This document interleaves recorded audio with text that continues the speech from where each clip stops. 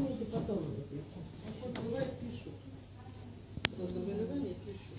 Я знаю, но я же пакеты не знаю. Электрошоком, наверное, такой. Электрошок надо, наверное. Да нет, надо укол сделать, может нормально. А какой? Ну, она же врач. Надо его на носилке в больницу. Сейчас носилку принесу. Просто он шел до девочки, спросили, девочка, показания, что это. Бедный. С 9 часов он стоит. Ему уже плохо, плохо ему.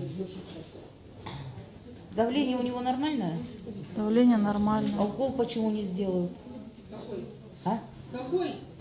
Давление нормально. Нормально? На 80. Да это стопор, говорю же. вам.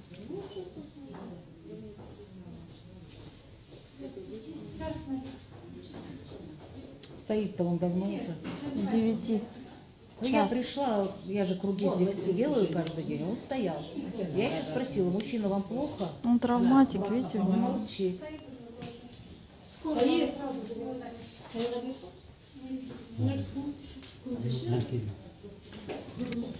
Надо его водичкой, ему голову помочь. Сейчас его это...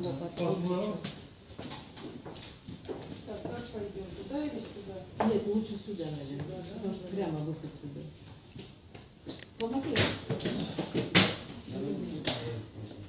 Охрана. Сложите его прямо на руку. Да, кузен, да, супер. Басом, голову держите. Бери Голову скину, держите. Басом встань. Ничего себе, он как деревянный.